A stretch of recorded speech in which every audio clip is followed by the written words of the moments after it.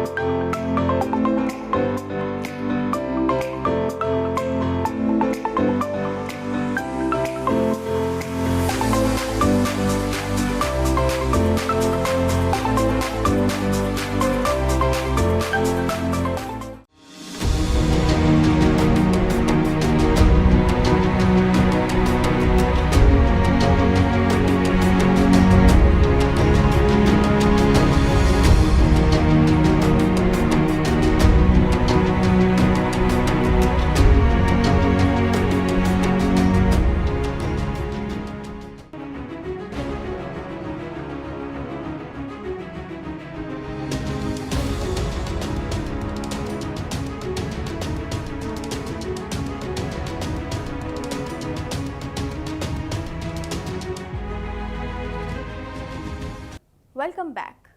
World Memon organisation middle east chapter की जानिब से ख़वातीन को नमाज के सेहत पर पड़ने वाले मस्बत असरात से मुतालिक मालूमाती सेशन का इनेकाद 19 जून को किया जाएगा। मज़ीद जानते हैं इस रिपोर्ट में।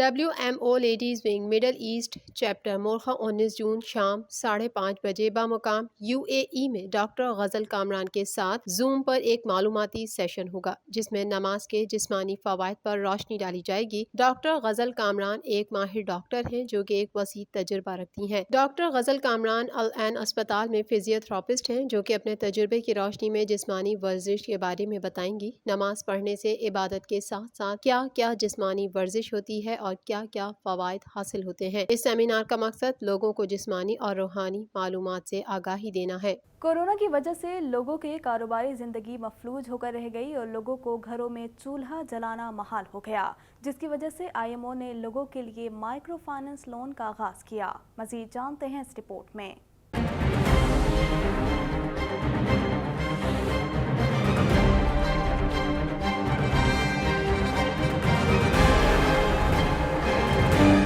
International Memon organisation Mohammad Munaf लोधिकावाला auditorium plot number SNPA 30 block 7/8 काठीवार hall के सामने B आदमजी नगर मगरिब के बाद बरोज जुमेरात मोरखा 17 जून 2021 को माइक्रो फाइनेंस स्कीम लोन तकसीम तकरीब का इनेकाद किया गया। इस लोन का मकसद लोगों के लिए आसानी पैदा करना है। कोरोना की वजह से लोगों के कारोबारी जिंदगी मफलूज होकर रह गई और लोगों को घरों में चूल्हा जलाना महाल हो गया। ऐसे लोगों के लिए माइक्रो फाइनेंस लोन का आगाज किया गया ताकि लोग दोबारा से अपने कारोबार शुरू कर सकें।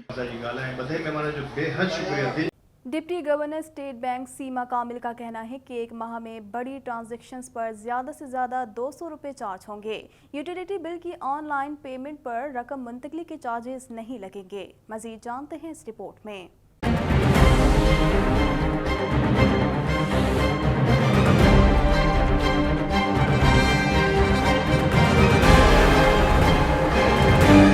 ڈپٹی گورنر اسٹیٹ بینک سیما کامل کا کہنا ہے کہ ایک ماہ میں بڑی ٹرانزیکشن پر زیادہ سے زیادہ 200 روپے چارج ہوں گے۔ یوٹیلیٹی بل کی آن لائن پیمنٹ پر رقم منتقلی کے چارجز نہیں لگیں گے۔ نجی چینل سے گفتگو کرتے ہوئے ڈپٹی گورنر اسٹیٹ بینک سیما کامل نے بتایا کہ کورونا سے پہلے کوئی بینک رقم منتقلی پر 100 روپے اور کوئی 400 روپے چارج کرتا تھا، تاہم کورونا وبا کے دوران آن لائن رقم منتقلی پر چارجز ختم کر دیے گئے تھے۔ سیما کامل کے مطابق کورونا کی صورتحال میں بہتری کے بعد اب رقم کی منتقلی پر فیس مقرر کی گئی ہے۔ ایک ماہ میں 25,000 تک کی ٹرانزیکشن مفت ہوں گی، جبکہ 25,000 کے علاوہ مزید 10,000 کی ٹرانزیکشن کرنے پر 10 روپے چارج ہوں گے۔ ڈپٹی گورنر اسٹیٹ بینک نے بتایا کہ آن لائن 10,000 روپے تک کی خریداری کی ٹرانزیکشن پر کوئی چارجز نہیں ہوں گے۔ ایک ماہ میں 25,000 سے زائد کی آن لائن خریداری پر ٹرانزیکشن چارجز لگیں گے۔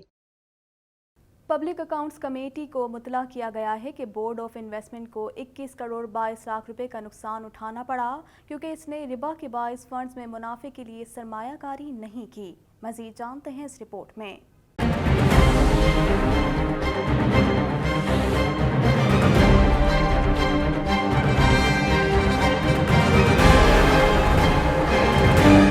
پبلک اکاؤنٹس کمیٹی کو مطلع کیا گیا کہ بورڈ آف انویسٹمنٹ کو 21 کروڑ 22 لاکھ روپے کا نقصان اٹھانا پڑا کیونکہ اس نے ربا کے باعث فنڈز میں منافع کے لیے سرمایہ کاری نہیں کی۔ میڈیا رپورٹ کے مطابق بی او آئی کی سیکریٹری فرینا مظہر نے کہا کہ بورڈ کی کمانڈ میں تبدیلی کا عمل 2018 سے شروع ہوا اور 4 سیکریٹریز کو تبدیل کیا گیا۔ انہوں نے بتایا کہ اس عرصے میں فیصلہ لینے والے اسے ربا سمجھتے رہے اور منافع کے لیے فنڈ میں سرمایہ کاری کرنے کے خلاف تھے۔ آڈٹ رپورٹ کے مطابق میچورٹی کے بعد فنڈز کی عدم سرمایہ کاری انتظامیہ کی جانب سے ایک سنگین غلطی تھی۔ پی ایس سی کے چیئرمین رانا تنویر حسین نے فرینا مظہر کو باور کرایا کہ لوگ منافع کے لیے ان کے ذاتی رقم میں سرمایہ کاری نہ کرنے کا فیصلہ کر سکتے ہیں، لیکن یہ عوامی رقم تھی اور انتظامیہ کو یہ فیصلہ نہیں کرنا چاہیے تھا۔ انہوں نے انکوائری کرانے اور اس فیصلے کی ذمہ داری طے کرنے کی ہدایت کی۔ ڈپٹی آڈیٹر جنرل مقبول گوندل نے کمیٹی کو بتایا کہ 2001 میں اپنے قیام کے بعد سے بی او آئی اپنے قواعد و ضوابط طے کرنے میں ناکام رہا ہے۔ بی او آئی سیکریٹری نے کمیٹی کو بتایا کہ وہ اس سلسلے میں وزارت خزانہ سے رہنمائی حاصل کر رہے ہیں۔ پی ایس سی کے رکن منزہ حسن نے نشاندہی کی کہ بی او آئی ایکٹ کی دفعہ 23 نے بورڈ کو قواعد وضع کرنے کا اختیار دیا ہے۔ انہوں نے کہا کہ اس معاملے میں مشورہ لینے کے لیے بی او آئی کی کوئی ذمہ داری نہیں ہے جس کی واضح طور پر قانون میں وضاحت کی گئی ہو۔ کمیٹی نے بی او آئی کو 3 ماہ میں قواعد وضع کرنے کی ہدایت کی۔ آڈٹ رپورٹ میں مزید روشنی ڈالی گئی کہ بی او آئی کی ناقص کارکردگی کی وجہ سے براہ راست غیر ملکی سرمایہ کاری میں خاطر خواہ کمی واقع ہوئی ہے۔ بی او آئی کے سیکریٹری نے کمیٹی کو بتایا کہ چین نے ملک میں کل سرمایہ کاری میں 70% کا حصہ ڈالا ہے اور ایف ڈی آئی میں نمایاں کمی آئی ہے کیونکہ چینی سرمایہ کاروں نے توانائی کے شعبے سے متعلق پہلے سے جاری منصوبوں سے کافی رقم وصول کی ہے۔ بی او آئی کے جواب کے مطابق 2013 سے 2017 کے دوران ایف ڈی آئی میں بتدریج اضافہ ہوا تھا، لیکن توانائی کی کمی، infrastructure,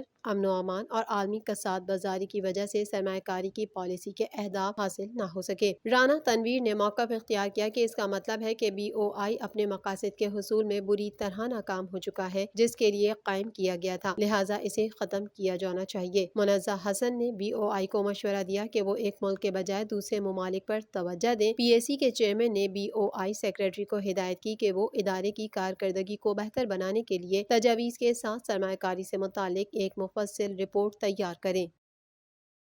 global Memon T V کے نیوز بلیٹن سے فی الوقت اتنا ہی۔ مزید خبروں اور اپڈیٹس کے لیے دیکھتے رہیے گلوبل میمن ٹی وی۔